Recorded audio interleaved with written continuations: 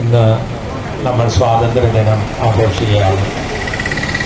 ഈ സ്വാതന്ത്ര്യദിനം ആഘോഷിക്കുന്ന ഈ സുന്ദര ദിവസത്തിൽ ഉപവാസമനുഷ്ഠിച്ച് ജീവിക്കേണ്ട അവസ്ഥ നമുക്കുണ്ടായി എന്നുള്ളത് അത്യധികം ഖേദകരമായ കാര്യമാണ്. എറണാകുളത്ത് നിരാഹാരം അനുഷ്ഠിച്ച് ഇതേ ആവശ്യത്തിന് വേണ്ടി അവിടെയുള്ള സംഘടനകൾ സമരം ചെയ്യുകയാണ്. തൊടുപുഴയിലെ മർച്ചൻ്റ് അസോസിയേഷൻ്റെ ആഭിമുഖ്യത്തിൽ നിരാഹാരം അനുഷ്ഠിച്ചുകൊണ്ട് ഇന്ന്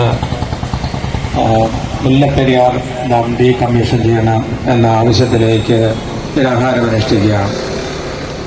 എന്തുകൊണ്ടാണ് സ്വാതന്ത്ര്യം ആഘോഷിക്കുന്ന ഈ ദിവസത്തിൽ നമ്മുടെ ഉള്ളിൽ ഒട്ടും സ്വാതന്ത്ര്യമില്ലാതെ വന്നത്? അതിന് കാരണം നാട്ടിലാകമാനം വലിയ ഭീതിയും അരക്ഷിത ബോധവും നമുക്കുണ്ട് എന്നുള്ളതിന് യാതൊരു സംശയവുമില്ല. ഏകദേശം 5 ഡിസ്ട്രിക്റ്റുകളെ ബാധിക്കുന്ന ഒരു വലിയ അപകട ഭീഷണിയിലാണ് ഇന്ന് കേരളം മുൻപോട്ട് പോയിക്കൊണ്ടിരിക്കുന്നത്. അത്രയധികം ഒരു ഭയാനകമായ അവസ്ഥയിൽ നമുക്കാർക്കും സ്വാതന്ത്ര്യം നമ്മുടെ ഉള്ളിൽ അനുഭവിക്കാൻ കഴിയില്ല. സ്വാതന്ത്ര്യം എന്ന് പറയുന്നത് നമ്മുടെ ഉള്ളിലാണ്. ഇന്ത്യ മുഴുവൻ സമാധാനത്തിലാണ്, യുദ്ധമില്ല എന്ന് പറയുന്നതിൽ കാര്യമില്ല.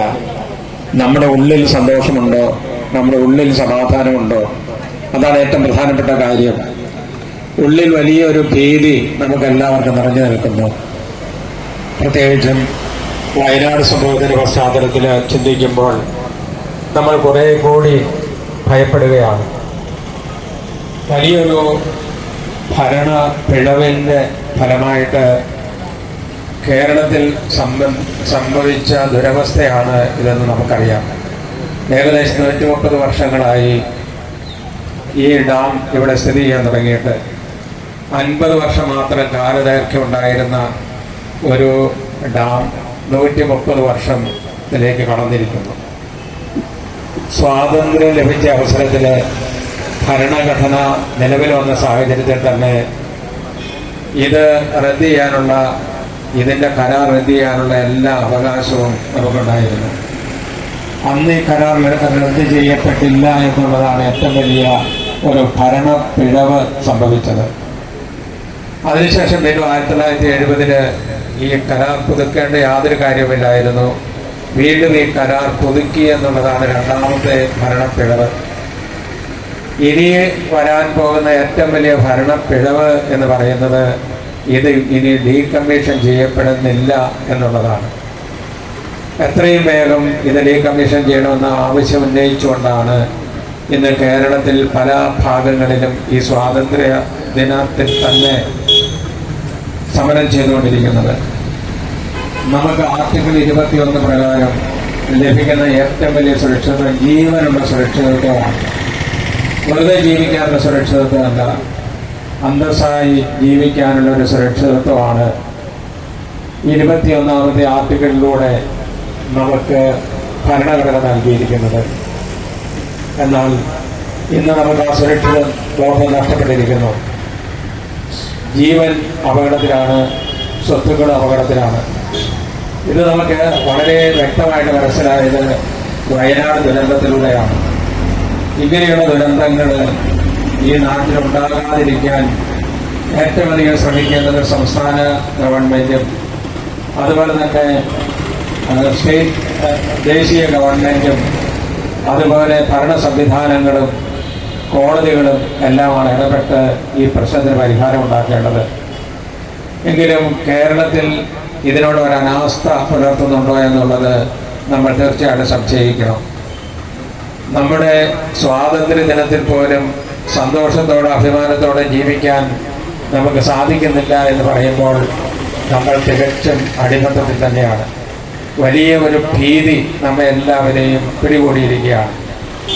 അതുകൊണ്ട് ഈ സാഹചര്യം തീർച്ചയായിട്ടും നമുക്ക് മാറിക്കിട്ടേണ്ടത് ആവശ്യമാണ്. ഇന്ന് നമ്മൾ ചെയ്യുന്ന ഈ സമരം ഇത് കേരളത്തിൽ അങ്ങോളം ഇങ്ങോളം അലകൾ സൃഷ്ടിച്ചിട്ടുണ്ട്. നമ്മുടെ നാടിൻ്റെ സുരക്ഷിതത്വത്തിന് ഏറ്റവും പ്രധാനപ്പെട്ട ഒരു കാര്യമാണ് മുല്ലപ്പെരിയാർ ഡാം ഡീകമ്മീഷൻ ചെയ്യുക എന്നുള്ളത്. അതിനുള്ള അനുകൂലമായ പല സാഹചര്യങ്ങളും കേരളത്തിലുണ്ടായിരുന്നു. ആ സാഹചര്യങ്ങളൊക്കെ നമ്മൾ അവഗണിച്ച് മുന്നേറി ഇന്ന് വലിയൊരു ദുരവസ്ഥയിലേക്ക് എത്തിച്ചേർന്നിരിക്കുകയാണ്. ഞാൻ ആദ്യം സൂചിപ്പിച്ചതുപോലെ നമ്മുടെ ഉള്ളിൽ ഇന്ന് സ്വാതന്ത്ര്യമില്ല, സന്തോഷമില്ല, ഭീതി നിറഞ്ഞു നിൽക്കുന്നു. വലിയ ഒരടിമത്വം നമ്മെ പിടികൂടിയിരിക്കുന്നു. ഈ അവസ്ഥ തീർച്ചയായും മാറേണ്ടതാണ്. അതിനാവശ്യമായ നടപടികൾ സംസ്ഥാന ഗവൺമെൻറ് ഏറ്റെടുക്കണം. അതുപോലെ തന്നെ നമ്മുടെ ദേശീയ ഗവൺമെൻറ്റും എല്ലാം ഏറ്റെടുത്തേ മതിയാകൂ. ഇത് ഡീകമ്മീഷൻ ചെയ്യേണ്ട ഒരു ഡാമാണ് എന്നുള്ളത് ലോകത്തിലുള്ള എല്ലാവർക്കും അറിയാം. കാരണം ഇത്രയും പഴക്കം ചെന്ന് ഇതേ അവസ്ഥയിൽ നിലനിൽക്കുന്ന ഒരു ഡാം ലോകത്തിൽ ഒരിടത്തുമില്ല. 1970 ഒരു കാരണവശാലും ഈ കരാർ പുതുക്കാൻ പാടില്ലായിരുന്നു. അപ്പോൾ വലിയൊരു നിയമലംഘനം തന്നെയാണ് അത് നടത്തിയിട്ടുള്ളത്. ഇന്ന് തമിഴ്നാട് ഗവൺമെൻറ്റും കേരള ഗവൺമെൻറ്റും എല്ലാം ഇതിന് തയ്യാറായി അടിയന്തരമായി നമ്മുടെ ജീവനും സ്വത്തിനും സംരക്ഷണം നൽകേണ്ടത് ആവശ്യമാണ്. അതിനുവേണ്ടി നടക്കുന്ന ഈ സമരത്തോട് തീർച്ചയായിട്ടും എല്ലാവരും സഹകരിക്കുന്നു എന്നുള്ളതിന് യാതൊരു സംശയവുമില്ല. Merchant association, Thodupuzha merchant association അതിന് നേതൃത്വം നൽകുന്നു. ഈ നാട്ടിലുള്ള പല സംഘടനകളുടെയും നേതാക്കന്മാരിവിടെയുണ്ട്. എല്ലാവരുടെയും ഈ പ്രതിഷേധം കണക്കിലെടുത്ത് അടിയന്തിരമായി ഈ ഡാം ഡീകമ്മീഷൻ ചെയ്യുക എന്നുള്ള ആവശ്യം നമ്മൾ മുന്നോട്ട് വയ്ക്കുകയാണ്. കാരണം ഇതിനെക്കുറിച്ച് പഠനം നടത്തിയ എല്ലാവരും ഇത് ഡീകമ്മീഷൻ ചെയ്യണമെന്ന് പറഞ്ഞിട്ടുള്ളതാണ്. അതുകൊണ്ട് ഈ സ്വാതന്ത്ര്യ ദിനത്തിൽ തന്നെ വളരെയേറെ അസ്വസ്ഥതയോടുകൂടെ ഒരു പ്രതിഷേധ യോഗം നമ്മൾ സംഘടിപ്പിച്ചിരിക്കുന്നു, നിരാഹാരം സംഘടിപ്പിച്ചിരിക്കുന്നു. 2 ഭരണപ്പിഴവുകൾ ഇവിടെ സംഭവിച്ചെന്ന് ഞാൻ പറഞ്ഞു.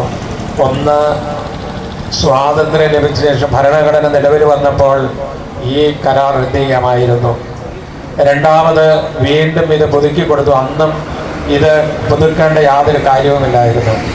ഇനി മൂന്നാമത്തെ ഭരണപ്പിഴവ് എന്ന് പറയുന്നത് അടിയന്തിരമായി നമ്മുടെ ഗവൺമെൻറ്റുകൾ ഇതിൽ ശ്രദ്ധ ചെലുത്തി ഇത് ഡീകമ്മീഷൻ ചെയ്യുന്നില്ലെങ്കിൽ ഇത് ഏറ്റവും വലിയൊരു ഭരണപ്പിഴവായി മാറും എന്നുള്ളതിന് യാതൊരു സംശയവുമില്ല.